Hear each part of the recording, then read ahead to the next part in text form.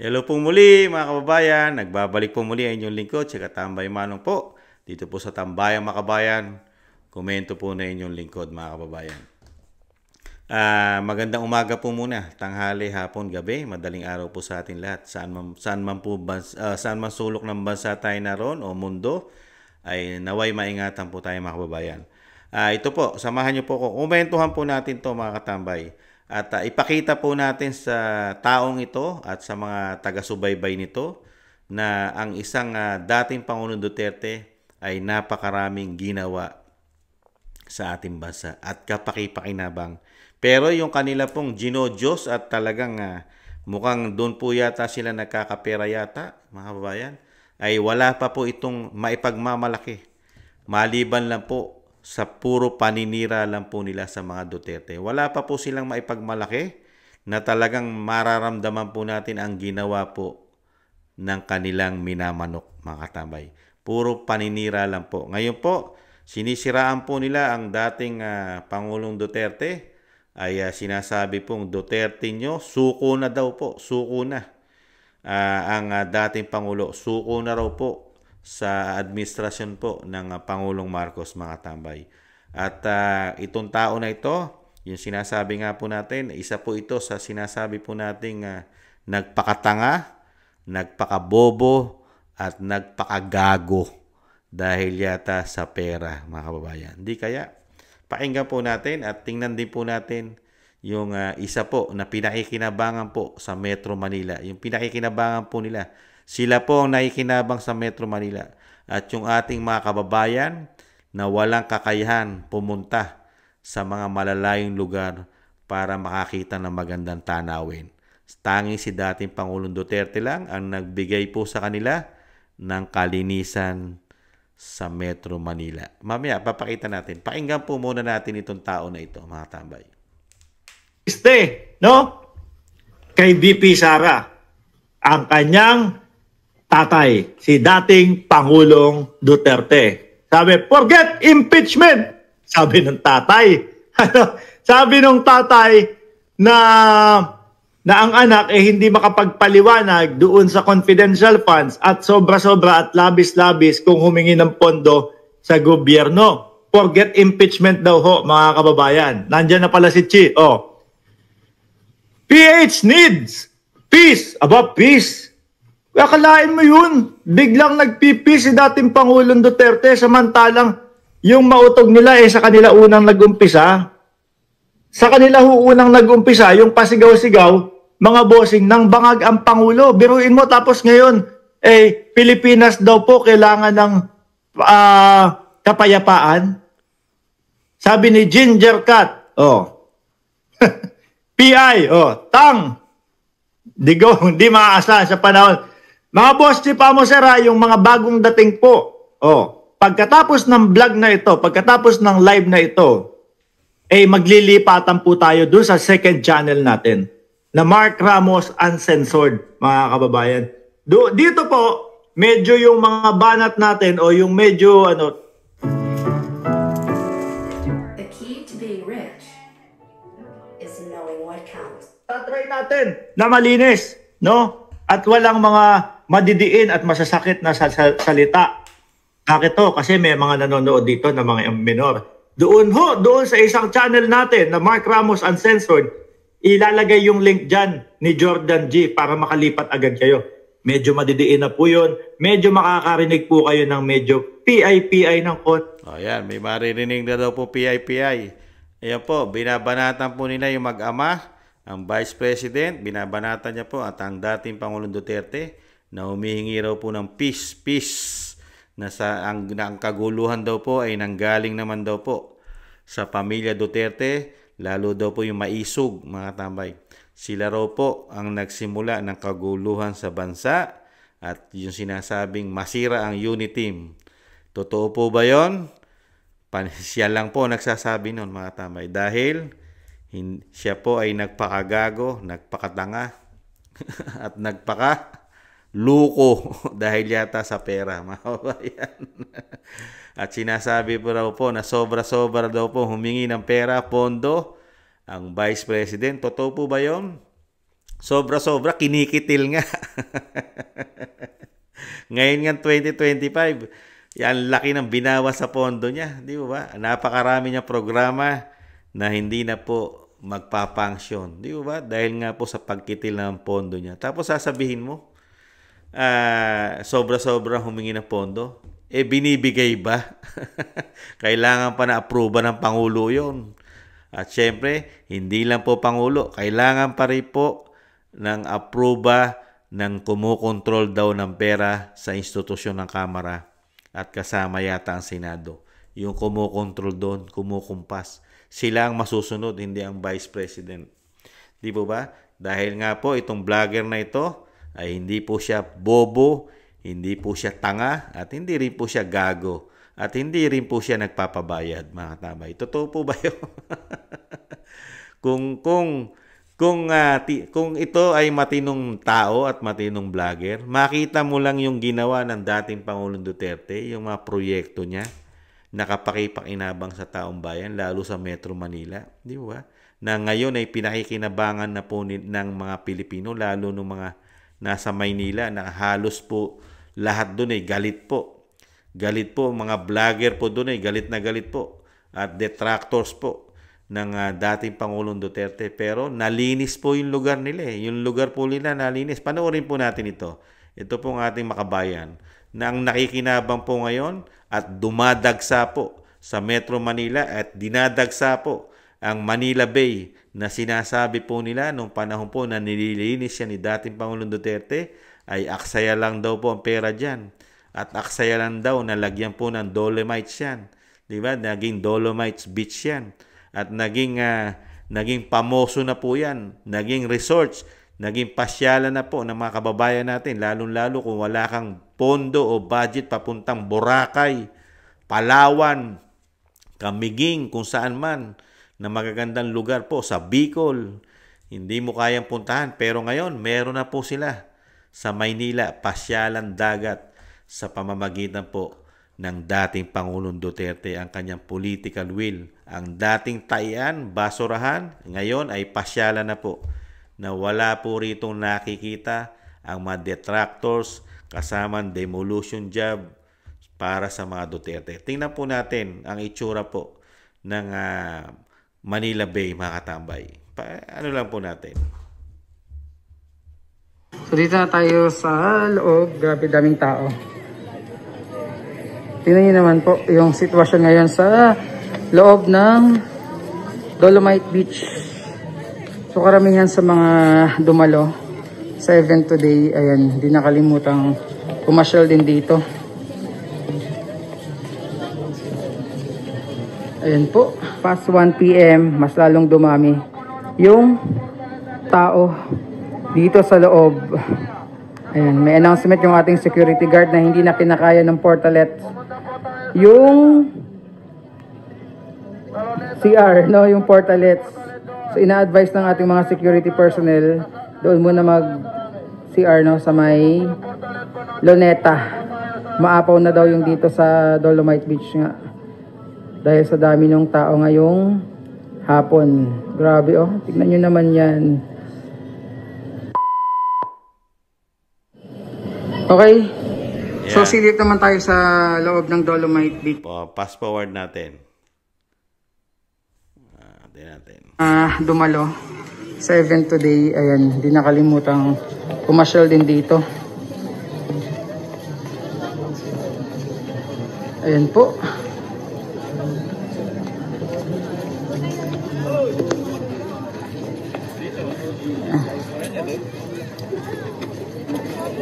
Diba?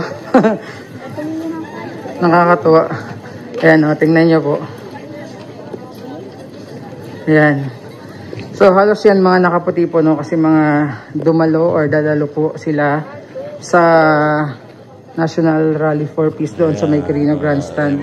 Mamayang 4 PM pa kasi yung event talaga, no? Tingnan mo, pati yung mga dadalo po, talagang tiningnan po nila. Pinasyalan po muna nila. Tiningnan po ang kalinisan po ng Manila Bay. Sa panunungkulan po yan ni dating Pangulong Duterte na hindi po nakikita po ito ng mga kritiko, lalo po ng mga vlogger ng administrasyon po ng Bagong Pilipinas. Puro masasama, gawa-gawang kasamaang kwento ang binabato po nila sa dating Pangulong Duterte, kay Vice President, pero yung ginawa po, yung ginawang kabutihan at napapakinabangan ng mga Pilipino, katulad po ito, isa lang po ito, na napapakinabangan po ngayon ng napakaraming Pilipino sa Metro Manila, sa Luzon, lalo sa Metro Manila at kalapit probinsya nito, kalapit lugar ang nakikinabang po dito sa Manila Bay. Pasyalan po. At nagkaroon po ito ng negosyo. Kapaipakinabang po ito, as in, pati po mga business po, kumikita po. Dahil nga po, pagka ganyan, marami ang dumadagsang tao, siyempre, may kita yan. May kita ang Maynila. Sino nakikinabang? Maynila. Hindi naman po ang nakikinabang Davao. Di ba? Yan nga sinasabi natin. Yung naninira sa mga Duterte, ano po ang kanila na maipagmamalaki na napapakinabangan na ng mga Pilipino? Samantalang yung sinisiraan nila ay lahat ng proyekto ay napapakinabangan. Di ba? Yung nilinis po ang Boracay, binalik sa kagandahan, kalinisan, sino nakikinabang? Hindi lang naman Pilipino, pati mga foreigner. Di ba? Mga turista sa ating bansa, nakikinabang. Di po ba? Pati po ang Ilog Pasig. Nakita niyo po, naging pasyalan na rin po ang Ilog Pasig sa ating bansa. Dati pong basurahan yan. At taian din. Pero hindi po nakita yan ng mga vlogger na kasama po yata sa 1 trillion pagpapabagsak po sa mga Duterte. Ayon na po mismo yan sa Marites ni Senadora Amy Marcos. Yan po. Ipinakita lang po natin dito sa vlogger na ito na kung sobrang kumutya sa mga Duterte na parang ang pamilya Duterte walang ginawang kabutihan sa bansa. Samantalang yung kanilang inaamo o ginodiyos, ang tangi pong nakikita po ng mga Pilipino ay laganap na korupsyon, laganap na estapa ang ginagawa sa pera ng Pilipino. Ayon na rin mismo yan sa dating Pangulong Duterte, sa PhilHealth, SSS, GSIS, kasama pa yata ang ginto natin at kasama pa ang ating pinasok na investment, ang Maharlika Investment Fund. At kasama pa rin po ang ating nasa PDIC natin, ang ating pera na ito po ay isang protection po sa ating pong mga kabangkuhan, mga insurance po natin ay mukhang nadali rin po yata nila, mga katambay, at marami pa pong iba, lalong-lalo ang 5,000 flood control. Sana man lang pinagmalaki ito ni Mark Ramos yung legacy po ng kanyang amo, yung 5,500 flood control. Sana binablog po niya yon na panlaban po. Meron po silang panlaban sa mga ginawa po ng dating Pangulong Duterte. Ang tangi lang po nilang panlaban ay puro paninira. Wala po silang maipagmalaki na ipagmamalaki ng 3 taon na sinasabing pamoso at panlaban ng administrasyon ng Bagong Pilipinas sa administrasyon po ni dating Pangulong Duterte, mga tambay. Isang damukal na airport, isang damukal na pantalan, isang damukal na mga tulay, mga tren, mga karsada, mga magdudugtong sa mga probinsya, di ba? Napakaraming nagawa, mga katambay. Meron pa tayong subway na umpisahan sa kanyang panunungkulan. Meron pang airport na naumpisahan sa kanyang panunungkulan. Pero ang maririnig lang po natin sa mga kritiko, detractors, kasama sa demolition job, puro paninira, mga katambay. Puro paninira. Kaya, ang galit po ng Pilipino, sa halalan po yan lahat. Sa halalan. Kaya yan, Mark Ramos, sino kaya ngayon? Sino kaya ang walang muka na ihaharap pagka nakaharap mo ang dating Pangulong Duterte? Sige nga, may muka ka kayang ihaharap kay dating Pangulong Duterte? Maliban na lang kung makapal ang pagmumuka mo at sobrang kapal ang iyong pagmumuka dahil kumapal na ito sa pakinabang kaya. Ganun lang po yun di ba? Kaya po mga kababayan, wag na po tayong babalik dito po sa naranasan natin. Nakaranas po tayo na papunta tayo sa Kumunoy at Kumunoy na po yata ang ating naranasan sa puro pangako ang ginagawa sa atin.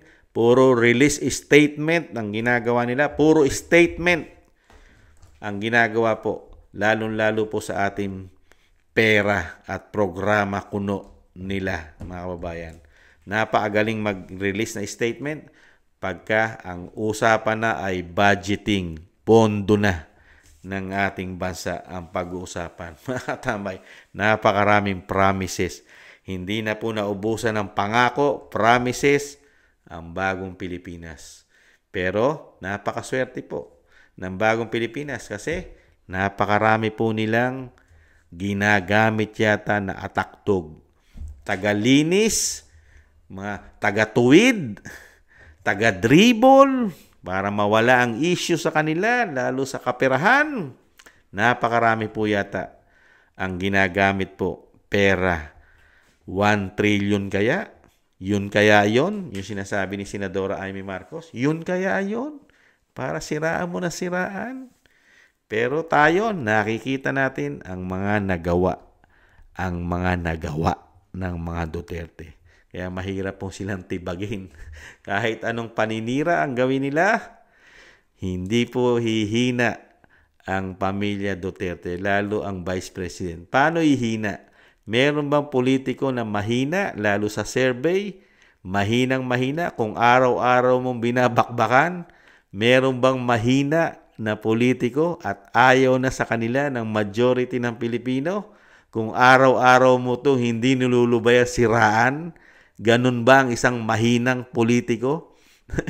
Siya na lang araw-araw mong topic para siraan? Meron ba ganyang mahina? Kung yan ay mahina, hindi nyo na pinansin yan. Diba? Hindi nyo na binlag niyan. Hindi nyo na binlag. Hindi nyo na pinag-usapan sa inyong channel yan. Kung yan ay mahina, pinagkakakitaan nyo nga. Di po ba, mga kababayan? Ay nako, ginagawa nyo na lang bobo ang inyong mga sarili at ginagawa nyo tanga at gago ang inyong mga sarili. Di ba? Muli po, maraming salamat po mga tambay. At wag po tayong magpakatanga at magpakabobo at magpakagago katulad nila mga tambay. Isip-isip po. Alam po natin, nakita naman po ng dalawang mata natin, buhay pa tayo pare-parehas, ang nagawa ng Duterte at ang nagawa ng bagong Pilipinas sa ating bansa. 3 taon na. At yung 3 taon ng dating Pangulong Duterte, may comparison na po tayo mga kababayan. Maraming salamat po sa nakagusto po ng ating Tambayang Makabayan sa YouTube at TikTok. At ganoon din po sa mga nagla-like, share, subscribe, and comment. Thank you po mga kababayan. At isama rin po natin sa dasal at pag-iingat po at ingatan po ang mga Duterte, lalo po ang Vice President. Marami pong naghahangad po, lalo po sa kanyang posisyon mga kababayan. Sama po natin sila sa dasal na maingatan po. Maraming salamat po. Sa muli, paalam. Bye-bye.